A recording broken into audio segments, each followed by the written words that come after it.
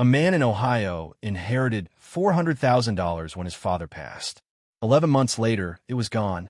Not stolen, not scammed. Spent on a boat he used twice, a kitchen remodel he didn't need, and a truck that's already worth half what he paid for it. 3 miles from him, a guy who fixes HVAC units for a living has never made more than $58,000 in a single year. He owns 2 rental duplexes outright. No mortgage, no debt. He drives a 2011 Tacoma with 190,000 miles on it, and he's not embarrassed by that. He's proud of it. One of these men had money and lost it. The other never had much and built something that lasts. And the difference between them isn't intelligence or luck or even opportunity. It's something quieter than that. Something that doesn't show up on a resume or bank statement, at least not right away. I'll tell you exactly what it is. But first, I want you to notice something that's going to bother you for the rest of this video. Almost everyone who becomes wealthy looks completely unremarkable while they're doing it. The flashy ones? Most of them are broke. The ones actually building something? You'd walk right past them in a parking lot and never know. By the end of this, you'll know the 10 hidden habits that quietly separate people who build real wealth from people who just perform it. And I promise you, at least one of these is going to describe something you're doing right now without realizing it's costing you. Let's start with the one nobody talks about because it's not exciting. Wealthy people make fewer decisions per day, not more. They eat similar meals. They wear a small rotation of clothes. They don't spend mental energy deciding what to have for lunch or what to wear to a meeting that doesn't matter. There's actual research behind this. A well-known study on parole judges found they approved release requests far more often early in the day than right before a break when their mental reserves were drained.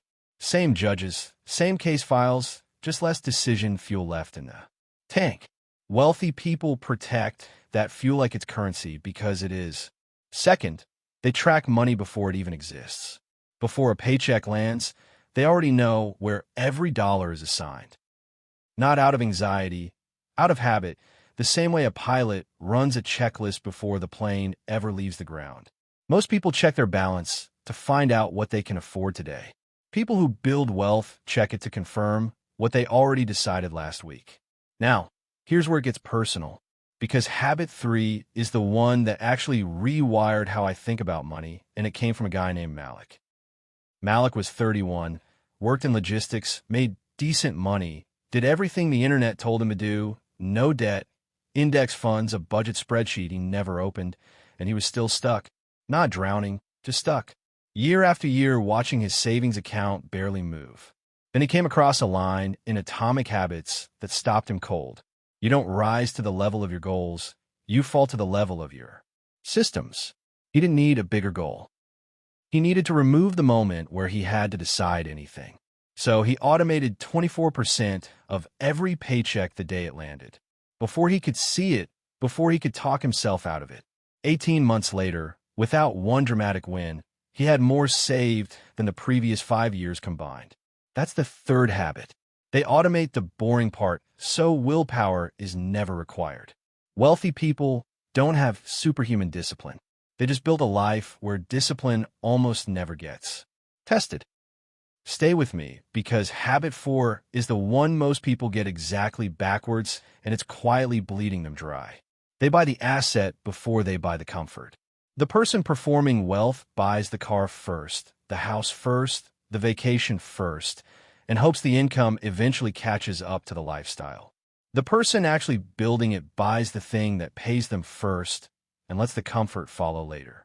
Funded by what the asset produces, not by next month's paycheck. It's a small shift in order, but order is almost the entire game. Remember that man in Ohio who burned through $400,000 in under a year? Here's the detail that explains everything. He never once asked what something cost him monthly. He only asked, "Can I afford the payment?" That single question, payment instead of price, is the exact line between building wealth and financing the appearance of it. Habit 5 is strange, and I need you to actually sit with it. Wealthy people let themselves feel a little poor on purpose, even after they've made it. There's a well-documented pattern among lottery winners. Years after the windfall, Many return to roughly the same baseline happiness and financial stability they had before winning, because their identity never actually caught up to the money. People who build real wealth deliberately stay slightly uncomfortable. They keep driving the older truck. They delay the upgrade. Because comfort that arrives too early freezes the exact behavior that made the money in the first place. Here's a number that puts it in perspective. A well-cited Federal Reserve survey found that a large share of American adults couldn't cover an unexpected $400 expense without borrowing or selling something.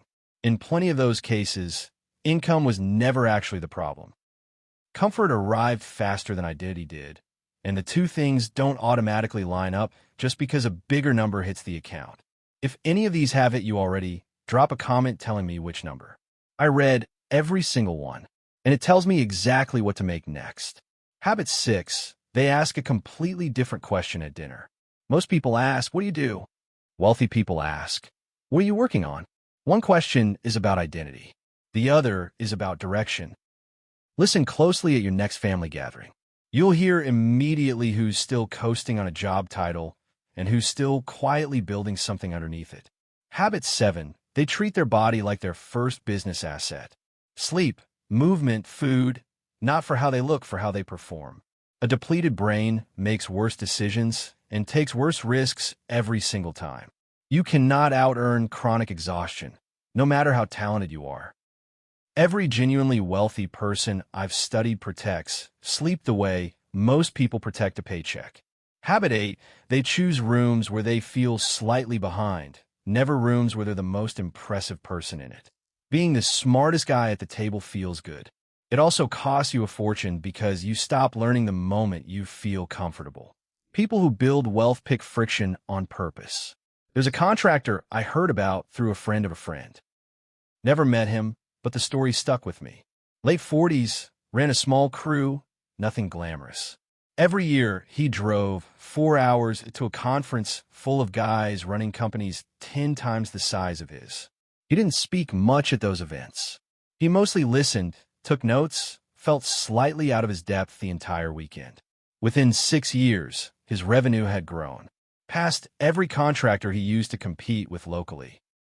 The ones who stayed home where it was comfortable, where they were already the biggest fish in a very small pond. Discomfort, chosen on purpose, was the entire strategy. Habit 9 follows straight from that. They measure themselves against where they were, not against where someone else already is. Comparing your year 3 to somebody else's year 15 is a quiet way to talk yourself out of ever finishing year 4. Wealthy people track their own slope, not somebody else's summit. Now, here's the turn. The part that reframes everything you just heard. None of these 10 habits are actually about money. Not one. They're about identity. Every person who quietly built wealth didn't start by fixing their bank account. They started by changing who they believed they already were. The kind of person who tracks, who automates, who stays a little uncomfortable, who asks sharper questions at dinner. The money showed up after the identity changed, never before. So, the real question was never, how do I get rich? It was always, who do I have to become first? And that's habit 10, the last one, the one that quietly holds up all the others. They stopped asking when it will happen and started asking who they need to be for it to happen at all. There's a version of you right now who made these shifts 2 years ago. Same face, same name. He's not smarter than you. He's not luckier than you. He just started on an ordinary Tuesday you didn't. Think about that HVAC guy in his 2011 Tacoma for a second. Nobody at a dinner party is impressed by him. Nobody's asking him for advice at a barbecue. He'll probably never post a photo of a receipt or a rental agreement. And that's exactly the point. The habits that actually work are invisible from the outside. They don't perform. They just compound quietly year after year.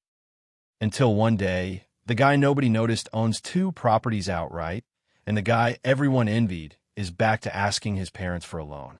The gap between where you are and where you want to be was never made of money. It was made of Tuesdays. Flat, unremarkable Tuesdays where you either build the system or you scroll past it. You don't need all 10 tonight. You need one. Pick the habit that made you flinch the hardest, because that flinch is usually the truest signal you'll get all week. Start there. Not tomorrow, tonight. If this shifted even one thing in how you see money, subscribe and share this video to your loved ones who need this. I'll see you in the next one.